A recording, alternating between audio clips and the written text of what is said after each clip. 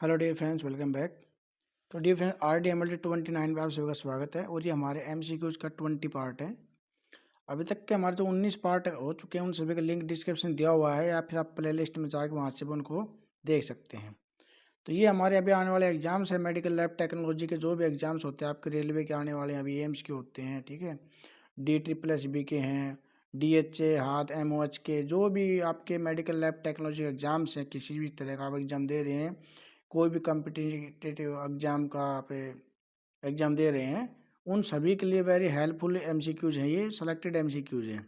ठीक है, जो भी बच्चे DHA की MOH की तैयारी कर रहे हैं मेडिकल लैब टेक्नोलॉजी की, तो उसके लिए हमारे पास MCQs अवेलेबल हैं, तो वो हमारे से कॉन्टैक्ट कर सकते हैं, उनको हम प्रोवाइड कर देते हैं।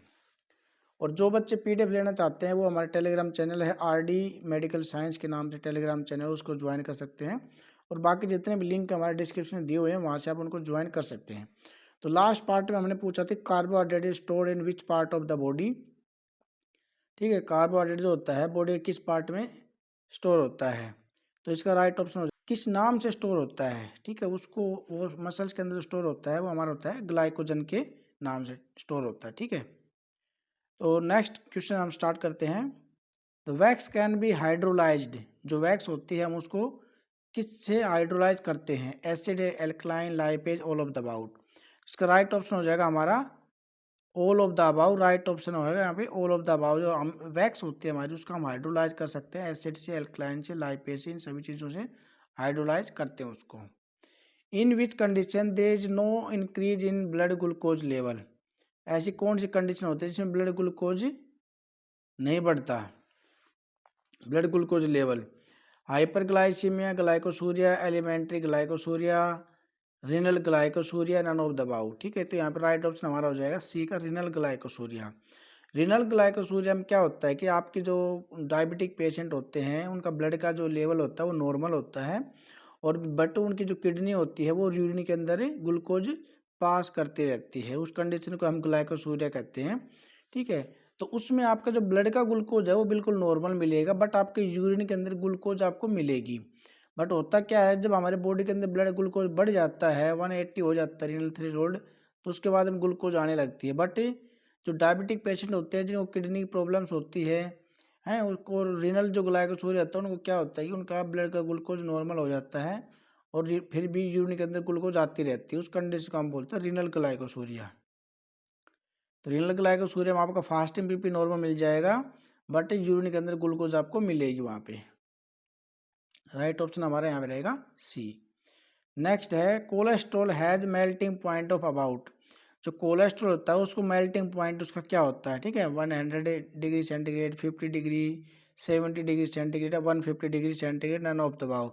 तो हमारे यहाँ पे राइट ऑप्शन हो जाएगा डी का 150 डिग्री सेंटीग्रेड पे हमारा जो कोलेस्ट्रॉल होता है वो बिल्कुल पिघल जाता है। नेक्स्ट है increase accumulation of ketone bodies in blood is known as. Ketone bodies body के अंदर जब बढ़ जाती है, इकट्ठी हो जाती है, उस कंडीशन हम किस नाम से जानते हैं, कीटोजेनोलाइसिस, कीटोजेनेसिस, या कीटोसिस, या नन ऑफ द अबाव। तो यहाँ पर राइट ऑप्शन हो जाएगा हमारा कीटोसिस के नाम से हम उसको जानते हैं, जब ब्लड के अंदर कीटोन बॉडीज का लेवल बढ़ जाता है। नेक्स्ट है the plasma sodium concentration increase is known as.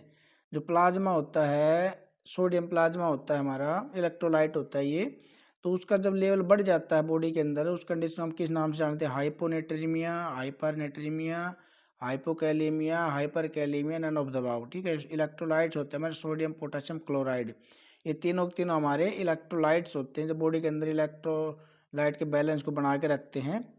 तो यहाँ पे हमारा राइट ऑप्शन हो जाएगा बी का हाइपर नेट्रीमिया। ठीक है, हाइपर का मतलब होता है अधिक, नेट्रीमिया में हमें यहाँ सोडियम है, हाइपोनेट्रीमिया मतलब इन डिक्रीज हो जाना सोडियम का, और हाइपोकैलेमिया का मतलब होता है पोटाशियम का कम हो जाना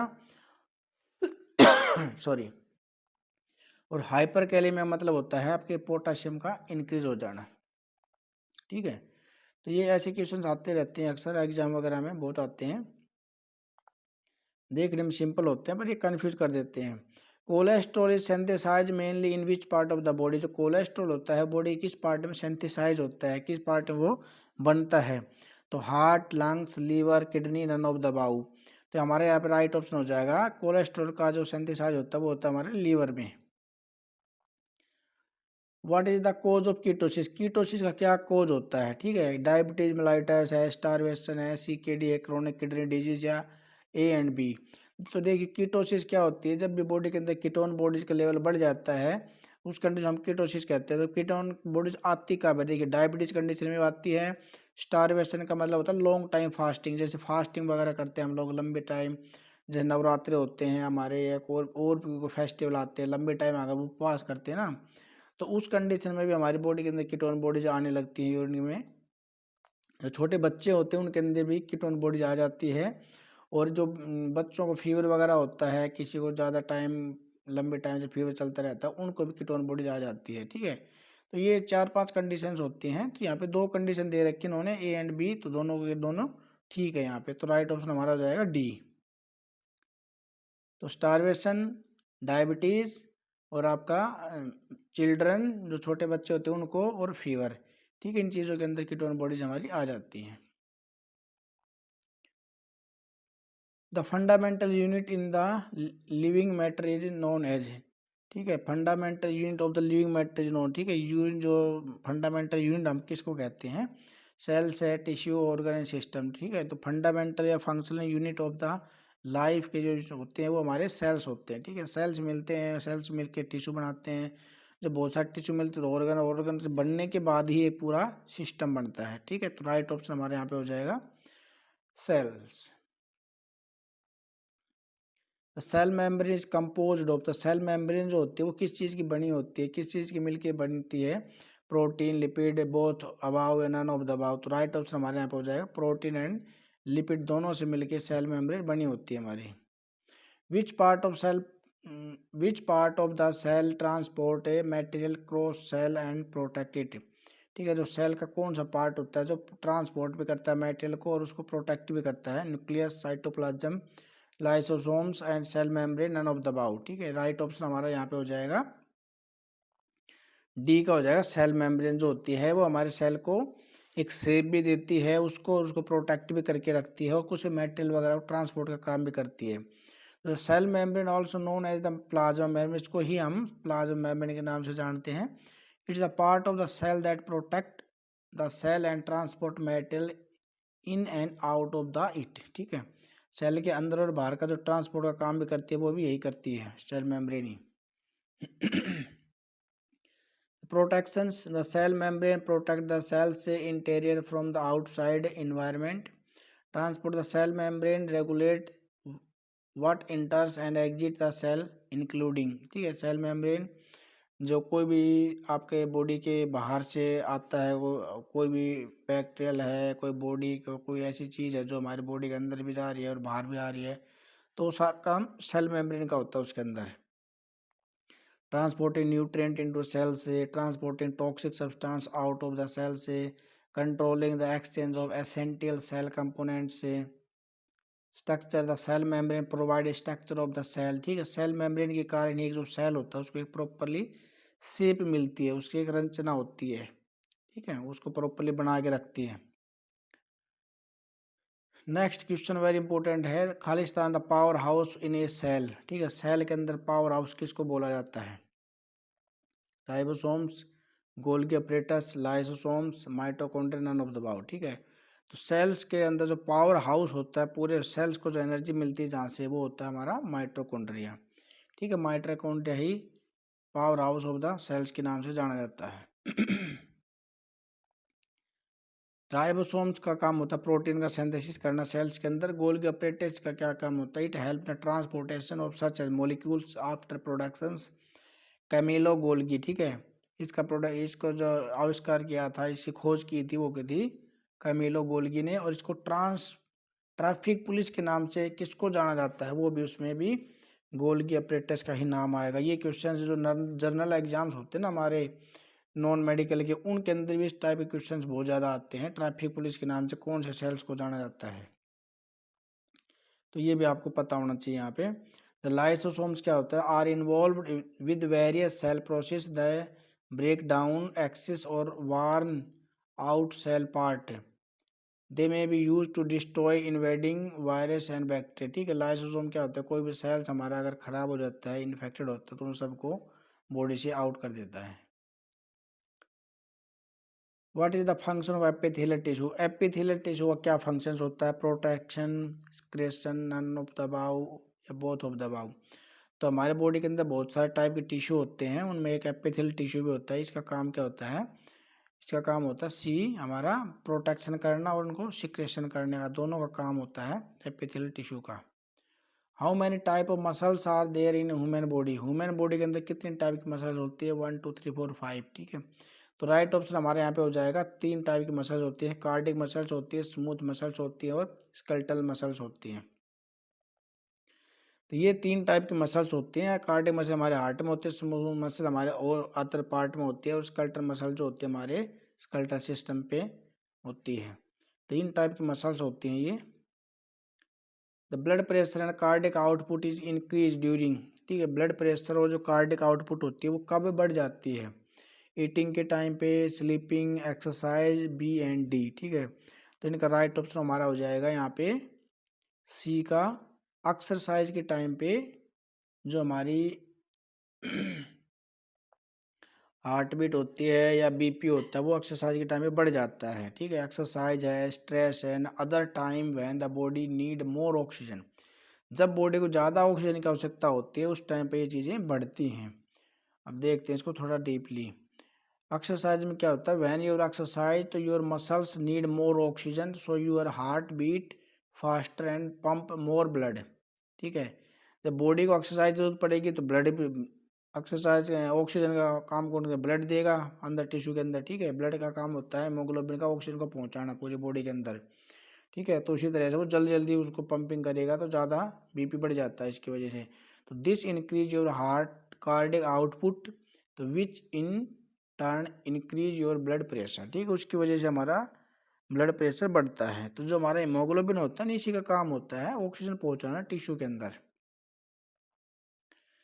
नेक्स्ट है blood is which type of tissue? जो ब्लड होता है वो किस टाइप का टिश्यू होता है? ये क्वेश्चन वेरी इंपॉर्टेंट होता है, अक्सर एग्जामों के अंदर मिलेगा आपको। नॉर्मल मेडिकल, नॉन मेडिकल, हर तरह के अंदर मिलता है। थोड़ा बहुत इसको घुमा देते हैं वो, ठीक है। तो जो ब्लड क्या होता है? देखो ब्लड एक हमारा क्या होता है? कनेक्टिव टिश्यू होता है, हम सभी जानते हैं। और हीमोग्लोबिन है वो भी हमारा एक कनेक्टिव टिश्यू होता है, ठीक है। तो वो हीमोग्लोबिन है वो भी हमारे एक तरह का एक प्रोटीन होता है वो भी, ठीक है। तो epithelial tissue, nervous tissue, heart tissue, connective tissue. Connective tissue होता है इसको, हाँ हिंदी में हम लोग बोलो चिपचिपा टाइप का होता है ये। तो ये वेरी इंपॉर्टेंट होता है आपका। इसमें आपका हीमोग्लोबिन भी आ सकता है और आपका ब्लड भी आ सकता है। कभी कुछ पूछ लेते हैं, थोड़ा थोड़ा इसको घुमा के अक्सर एग्जाम के अंदर पूछा जाता है। तो ब्लड हमारा किस टाइप का टिश्यू है? कनेक्टिव टिश्यू होता है ये इसका काम होता है जोड़ना, कनेक्ट करना चीज़ों को, ठीक है। इसलिए इसको हम कनेक्टिव टिश्यू बोलते हैं। It connect the body system and transport oxygen, nutrient and waste, चीज़ों को रिमूव करना, इसलिए हम इसको कनेक्टिव टिश्यू के नाम से जानते हैं। What is the specific gravity of blood? ठीक है, ब्लड की स्पेसिफिक ग्रेविटी क्या होती है? ब्लड की पीएच क्या होती है?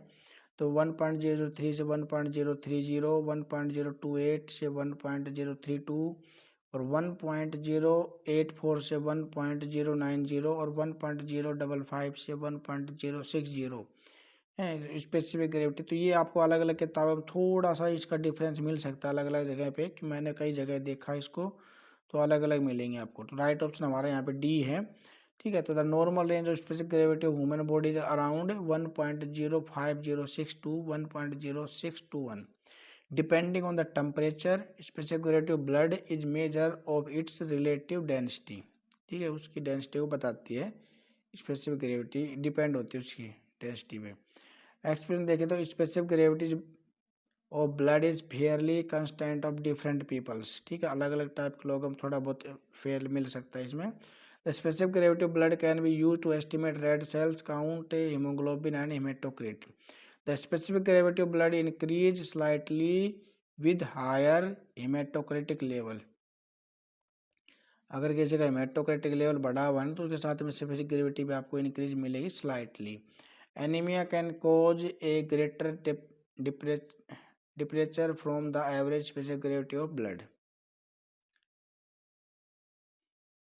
The most of plasma thyroxine, most of plasma thyroxine T4 is, ठीक है। T4 is क्या होता है?